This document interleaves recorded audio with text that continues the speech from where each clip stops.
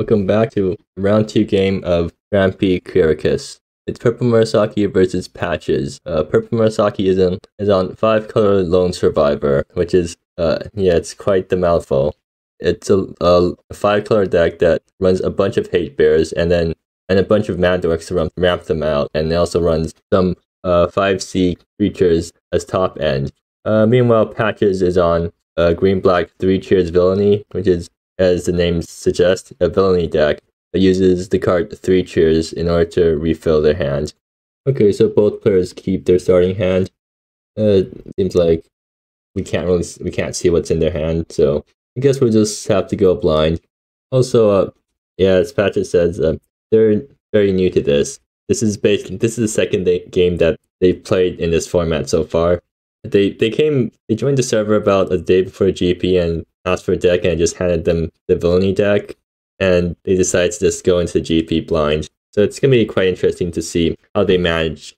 They've already won their round 1 game, so it seems like they sort of know what they're doing, and I think they also, okay, never mind, they just fetched an unfetchable land.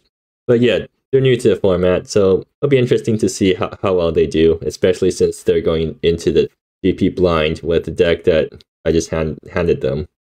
Okay, so they're going to turn 1 fetch a tapped Fungo Mire, and Purplemurasaki is going to play Grade as a land.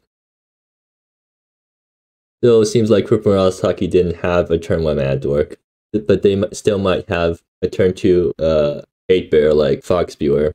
The Patches deck doesn't run that many creatures. In fact, it's almost all non-creature spells. So Purplemurasaki deck will be able to do its job against Patches deck, because Purplemurasaki's deck is meant to be a Hate Bears deck. So it has a bunch of creatures that tax non-creature spells. And Purplemurasaki getting down, the turn 2 Foxviewer, making all of Patches non-creature spells cost 1 more, which is basically all their spells. So Patches still has enough mana to Exunt here. So let's see if Patches has the Exunt. Okay, so it seems like Patches doesn't have Exunt in hand. That might be trouble for them, because now that all their spells cost 1 more, they can't run out the turn 3 Villainy, so let's see if they have Pithwelt for the Foxviewer. They sort of do need to remove the Foxviewer eventually. Okay, it Revere, so they weren't gonna play turn 3 Villainy anyways. So do they play anything, or do they just pass? I guess they can also have discard spells. If they did have discard spells, they would have played them earlier. So I wonder what Patches is holding in hand then, if they pass the first 3 turns without doing anything. Purplemurasaki, seems like they're thinking. Okay, Amber Hills. So they're going to, so let's see if they have the turn 3 Lone Survivor. If they do play turn 3 Lone Survivor, maybe Patches is holding up Pithwelt. Okay, so I don't think that's turn 3 Lone Survivor. Okay, so yeah, Purplemurasaki is just going to play out L, fetching them a basic. Purplemurasaki also playing Thriving Budling. So they will have 5 mana next turn to transform L, I think, right? They also have, they have 5 colors of mana next turn to transform L. So Patches passes the first 3 turns without doing anything. So are they going to play a Villainy? Yep, seems like so. Seems like it. So I wonder what else Patches has in hand. Is Patches like just keeping cards in hand for Villainy? Or maybe they have 3 Cheers in hand, so that's why they couldn't really play anything either. Well, either ways, the Purplemurasaki can just transform L and then -3 or -4 to kill the Villainy. Or they can just play Maelstrom Elemental and just start attacking with a 7/7, and if Purplemurasaki gets untapped, then they cast a spell with Maelstrom Elemental, and I think that probably shuts the game down. Well, either way, Purplemurasaki is swinging in for 10, and Patches is just going to have to take all that. And since Purplemurasaki spent 5 colors of mana this turn, Thriving Budling untaps and gets 3 +1/+1 counters. So does Patches have anything that you can do to not die here? Budling can just do a bunch of stuff. If Patches has a bunch of black spells, they can start using Villainy to shotgun down Purplemurasaki's board. In this case, I think they might actually have, they might actually just not die this turn. They use Villainy to kill the Fog Spewer, so all their next spells won't get taxed. But the main problem, Patch's main problem right now is just finding a way to kill Maelstrom Elemental. I guess if they have 3 black spells and one of them is Exhunt, then they can just Villainy down Purplemurasaki's board and then Exhunt the Maelstrom Elemental. Meanwhile, Patches pays up Purplemurasaki. Now we get to see what's in Purplemurasaki's hand. And Patches wants to take Maelstrom Elemental. I don't think Purplemurasaki is going to let that happen. Yeah, Purplemurasaki is just going to discard the Mana Dork. And Patches gets to make a treasure, but at this point in the game, I don't think treasures matters as much, because both players already have a lot of mana. So does Patches have more black spells to follow it up with? Patches probably wants to kill the Thriving Budling next, just to reduce the amount of mana that Purplemurasaki has access to. So yeah, Dark Bargain. I'm assuming the Villainy is going to the Budling. Oh no, they're going to kill Elf first, so that means they have 2 more black spells in hand. They very well could have Exhunt, although the thing is, if they had Exhunt, they probably would have played it earlier. That means they probably drew into Exhunt. Or maybe Patches has Pithwelt for the Thriving Budling. Oh no, it's another Dark Bargain. Okay, so Patches probably has 1 more black spell to kill the Thriving Budling. Yeah, seems like so. And yeah, that does kill the Budling. And Patches pays up again and gets another card out of Purplemurasaki's hand. And then he Maelstrom Elemental again, and now Purplemurasaki is thinking. You just know that Budling's dead. Keeping around Maelstrom Elemental isn't as obvious. And Purplemurasaki refuses to discard Maelstrom Elemental after a long period of thought. I guess maybe Purplemurasaki was thinking about what else to discard instead of the Elemental. Well, either ways, seems like Patches didn't get Exhunt, so Purplemurasaki gets untapped with Maelstrom Elemental. Let's see what they manage to do with it. Purplemurasaki is just going to start off with Fog Spewer and swinging in for 7 off the Maelstrom Elemental. Is Purplemurasaki doing anything else this turn? No, they're not. So why did Purplemurasaki discard Novan's Masterwork then if they needed a land? Right, because they could have... Patches plays down another swamp and gets to do more stuff with Villainy. So is it 3 cheers time? No, Pithwelt. Okay, so Patches kills the Fox Spear, draws a card off Villainy. Are they going to forget to draw off Villainy? It seems like it. So 3 wishes time? 3 cheers. Okay, yeah, I guess Patches finally remembers to draw off Villainy. Yeah, Patches finally plays 3 cheers. And now it's up to Purplemurasaki to decide what happens next. Patches reveals their library to Purplemurasaki, and this card usually causes a lot of tanking, because now the opponent has to think about what 3 cards to give. And Patches has 2 untapped treasures, so they can still cast stuff after 3 cheers. Purplemurasaki finally chooses, and it seems like they're gonna let Patches have 2 discard spells and a Pithwelt. Pithwelt doesn't hit anything on Purplemurasaki's side right now, so that's the useless spell that Purplemurasaki can give Patches, but the 2 discard spells are going to hit pretty hard. But yeah, Patches is just going to run out the discard spells off the treasures. I'm going to shift the sands first. It probably would have... Usually you want to pay up first to force the opponent's discard, but I guess it doesn't matter too much because either ways, Purplemurasaki is going to decide what to keep. Oh, seems like Purplemurasaki has drawn Lone Survivor now. Actually, I wonder. So maybe the reason Purplemurasaki discarded Dolvin's Masterwork at that turn was because they were counting on using Grade as their land drop, but they didn't realize that Grade's backside is also a legendary land.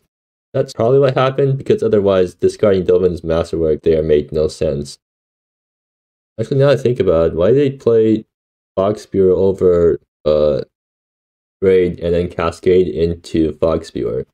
Or Maelstrom Elemental into Fog Spewer. And Purplemurasaki passes turn, so they probably drew another 5-colored creature then. Because that's the only thing that they wouldn't be able to cast right now, I think. Unless, yeah. Even if they drew a Mana Dork, they should have cast it in order to draw another card off Maelstrom Elemental. Patches plays another 3 cheers, and I think the game's just over for Purplemurasaki. And this time Patches actually shows us their library. Right now, Purplemurasaki is probably focusing on not dying, so you probably want to give patches expensive spells.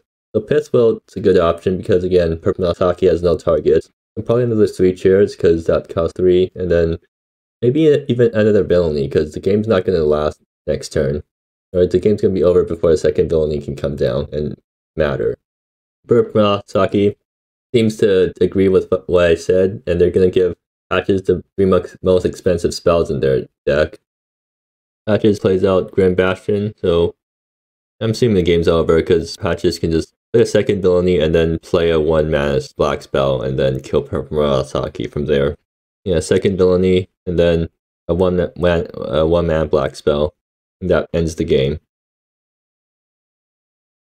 And look, oh, looks like Patches finally found an Exant. That would have been better earlier to kill Maelstrom Elemental, but it can kill Maelstrom Elemental while also killing Purplemurasaki. On to sideboarding though. The Purplemurasaki probably wants Hellion Devastator because that kills Villainies. Probably Stand Unslayable. Probably not worth it because Stand Unslayable is more for burn than for like Villainy, which just nickel and dimes you for 2 each turn. Lore Flow is decent, but I don't think you really want that many creatures in against Villainy because they just kill all your creatures. So you can make tokens against Exant. But really the only thing that you really want here is Hellion Devastator, maybe Summit Guardian too, although it's a bit slow. Samaric might be decent. Yeah. And on Patch's side, you want so Momentum Mori, Violent Collapse, Descend on Helpless.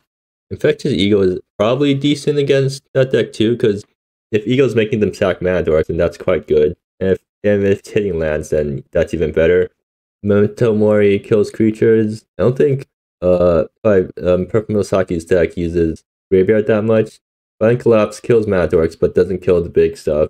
But Descend, I think Descend is always good here, because it just kills something. And you want to kill the mana dorks, and if it doesn't hit mana dorks, then it's hitting something that's actually useful. Alright, and we're back for game 2. So it seems like Purplemurasaki draws their opening hand and gets a pretty decent starting hand. Turn 1 Mana Dork, turn 2 L, turn 4 Summit Guardian, I guess. Meanwhile, Patches also gets a pretty good opening hand. So Exant, Villainy, 2 lands, hopefully draw a green land. Patches is just going to go for turn 1 Exant on the Mana Dork probably. And okay, so they do draw a green land, so they get the turn 3 Villainy this game. So Patches is probably just going to go for turn 1 Exant, get rid of the Mana Dork. That Purplemurasaki back a turn. And wait, they're not going to go for a turn 1 Exant. But now Purplemurasaki gets to use the mana. Wait, okay, is Patches going to Exant in response? No? Okay, what else is Patches holding up the mana for? Are they trying to end if turn Exant? No, they're just not going to Exant. Are they planning to just use the Villainy to kill the dorks and save the Exant for top end? I guess you can try to do something like that. I feel like you should definitely be Exanting on turn 1 to kill the Mana Dork because Vault the Bird, you should be killing the Mana. If you can trade 1-for-1 the Mana Dork, or if you can answer a Mana Dork with a 1-mana removal spell on turn 1, you should be doing that. And Patches passes the turn without doing anything again, so I'm assuming they're holding up Whisper with Exploration. And unfortunately, Purplemurasaki doesn't really have a way to punish Patches for not killing their Mana Dork early. I guess, actually, no, they do, because they get to play Grade for 2, and then now they have a bunch of tokens as sack fodder for Exant.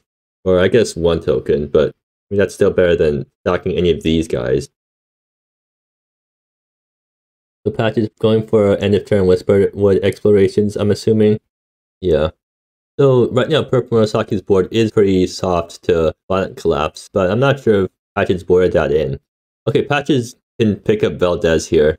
Yeah, and if Patches decides that instead of going for turn 3 Villainy, they're going to play turn 3 Valdez pinch pennies, then Purplemurasaki is actually on the back foot here.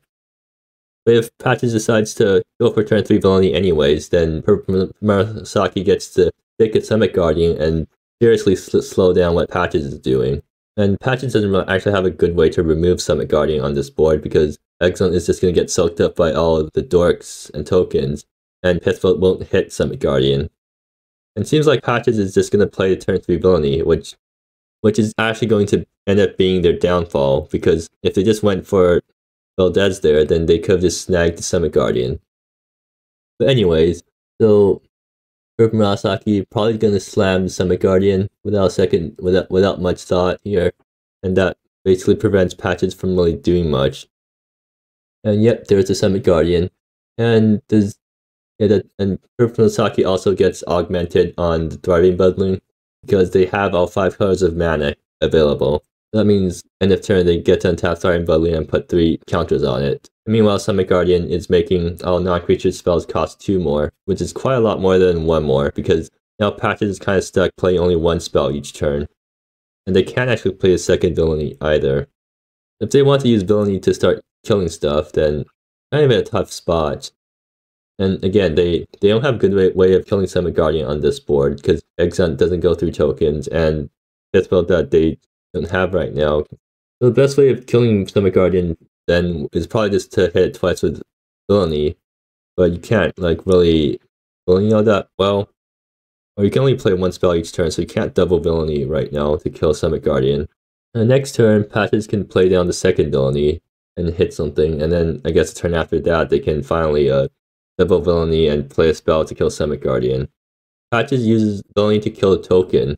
Okay, so what Patches should have done there was use Villainy to target the L, because killing the token with Villainy is just giving your opponent more options, because your opponent is going to sack the token to Exhunt anyway, so you should kill the second best option with Villainy so that... But either ways, it seems like Purplemurasaki is in a pretty good spot right now. They don't really have anything in hand. Well, no, they can flip L and then start plussing, and then that kind of seals the game. Or you can flip L and just -4 to get rid of the Villainy. I guess Purplemurasaki is thinking about which loyalty ability to use after flipping L. Purplemurasaki just playing out their land and flipping L. Right, because they can just attack with Thriving Budling. So they're just going to -4 L right away to get rid of the Villainy, seems like. So that puts 2 green cards into yard for Dolvin's Masterwork next turn if they want to reappropriate it. So Patches draws 3 cards, plays a land, and I don't think they have a way of dealing with Summit Guardian, so the game's probably over. So back for game 3, Purplemurasaki draws a hand with a Mad Dork, but not much else. They're probably forced to mulligan this. Patches draws a hand with lands, turn 3 Villainy, removal, and Whispered Wood, so yeah, they're keeping that. So Purplemurasaki draws a hand with turn 2 L, and then I guess still Devon's Masterwork, and then maybe they can get a turn 3 Submerge, or turn 4 Submerge. Yeah, Purplemurasaki is just gonna keep that. Bottom main grade. I guess they don't need extra lands. Although I guess they don't want to ping themselves with their lands. Patches, I'm assuming they're gonna go for turn 1 Grizzly Ruin, tapped, and then pass. And Purplemurasaki is probably playing tapped Lumbering Hillock turn 1 on their end. Okay, so Helen's Devastator, so that can kill Villainy. And yeah, Purplemurasaki plays tapped Lumbering Hillock. I'm assuming next turn they Nomad Township in order to play L, and then after that they probably Amber Hills, and then Dobon's Masterwork get back Amber Hills. So Patches, either they can keep up Whisper with Exploration, or they can just pay up. I want to pay up here, just to hit something and see what their opponent's on. Nope, they're gonna keep up Whisper with Exploration. Not sure what to think about that. I should have paid up there, or maybe they're saving to pay up for Villainy. But either ways, Patches is going to go for turn 3 Villainy. I'm pretty sure of that. Okay, so L comes down and fetches a basic. And Patches draws another land. Quite good for them, because that's exactly what they want right now. There's lands and black spells. So Villainy comes down. Purplemurasaki isn't on 4 mana yet, so they can't Television Devastator. But they can Lone Survivor. Now, the question is, do they play Lone Survivor instead of Sylvan's Masterwork? I think they might just, they're going to play Lone Survivor because it slows down Patches. And then next turn they can Helen Devastator to kill the Villainy. So Patches draws Dark Bargain.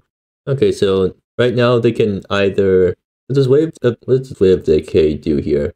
So Lone Survivor is taxing it for 1. So yeah, Patches can Wave of Decay for 2, which won't kill Lone Survivor even after Villainy ping.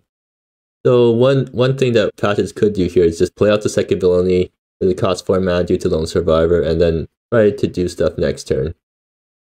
Or they can just play 2 black spells even though they cost more. It seems like patches is just gonna go for the play second Villainy for 4 mana option, and I guess shoot L with the other Villainy. And that also draws him a card. Now, Purplemurasaki can play Helen Devastator, but they have to fetch red in order to do so. Okay, so they fetch their mountain, and they play Heaven Devastator and kill one of the Villainies. So now Patches doesn't really have a way of killing the Lone Survivor. But okay, so actually they do because, or no, they don't, because the Wave of Decay has to be all black mana. So right now they can double black spell in order to kill the Helen Devastator. Seems like are they going to Wave of Decay and not realize that it has to be all black? Yeah, it seems like it. Or, oh, right, because you can use green to pay for attacks. Actually, that's actually quite clever. That works out, and that clears Purplemurasaki's board. Okay, and Wave of Decay kills both, and with Villainy Pain. Yeah, Wave of Decay kills both of Purplemurasaki's creatures. So, as much as Patches is celebrating that, Patches is not out of the woods yet, because Purplemurasaki has the Grand Submerge coming down next turn. And in case you don't know what that card does, when you cast it, you get to search your graveyard and top 5 cards of your library for any number of non-legendary creature cards with total CMC 5 or less. So what Purplemurasaki is probably going to do with Submerge is just get back Helen Devastator and kill the Villainy. And that probably seals the game. Or actually, no, it doesn't, because Patches can just whisper word Exploration back one of the Villainies, and yeah, Purplemurasaki is going to slam the Grand Submerge. And I guess hope to find 1-drop in the top 5 cards of their deck. Okay, yeah, Purplemurasaki is just going to get back Helen Devastator and kill the Villainy. And did they find 1-drop in the top card of their deck? No, they didn't.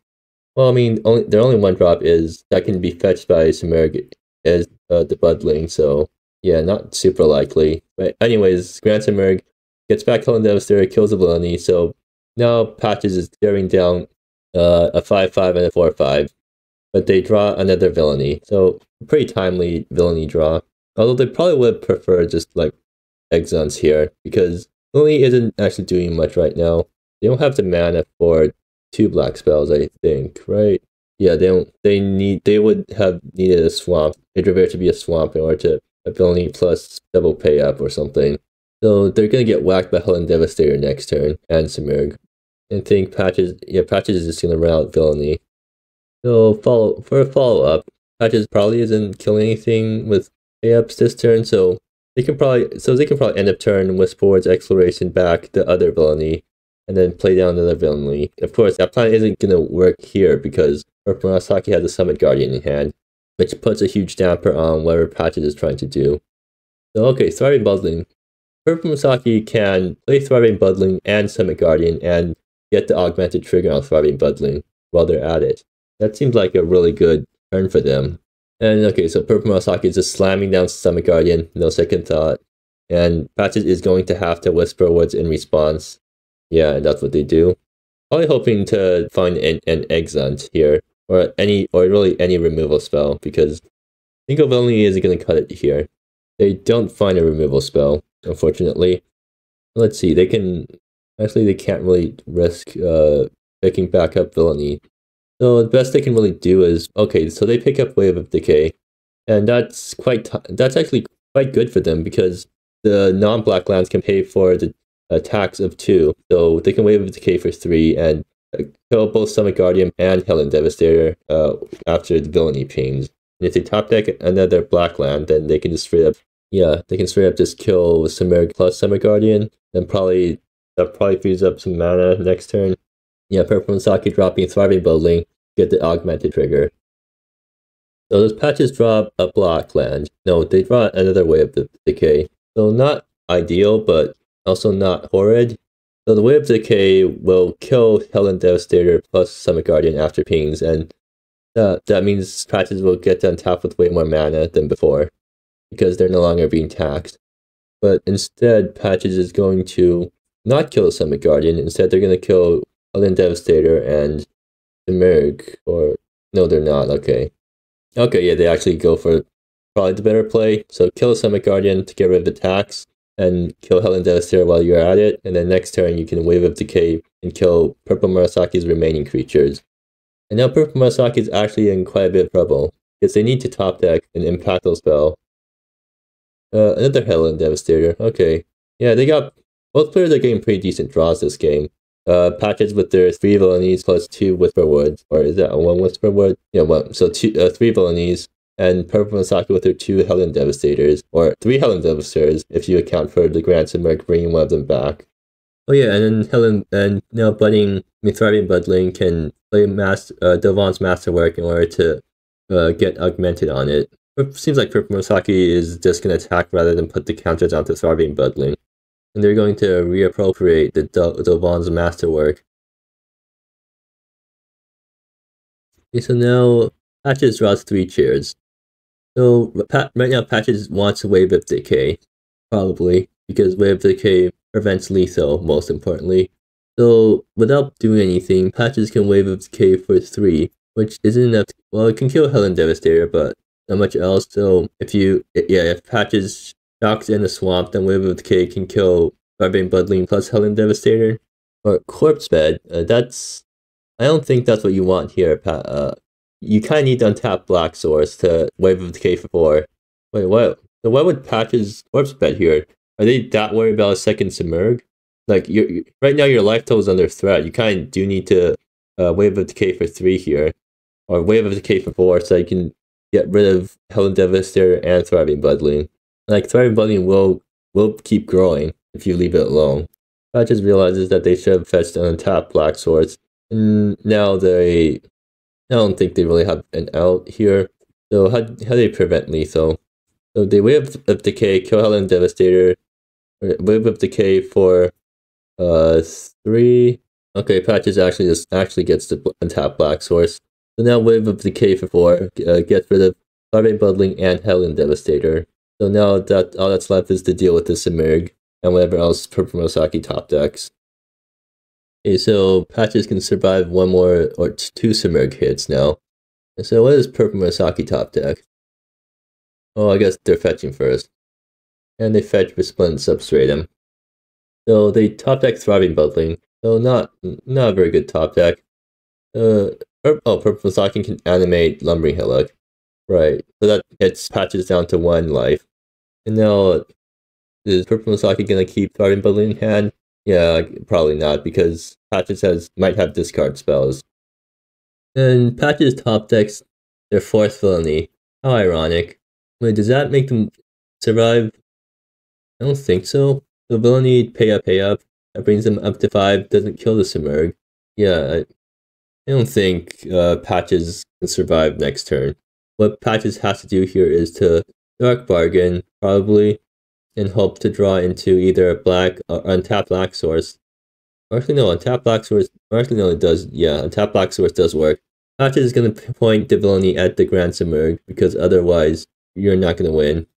No, I mean, I guess you're drawing a bunch of cards. You might be able to kill draw into some removal.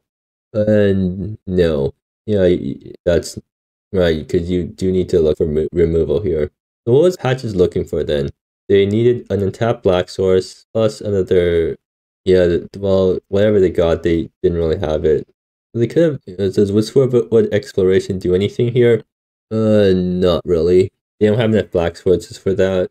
And even if they do manage to survive, oh right, Lumbering Hillock is also coming down. So what Patches had to do there was play Dark Bargain, target the Submerge, hope to draw into either untap Black Source or actually yeah, only untap Black Source is basically the only option.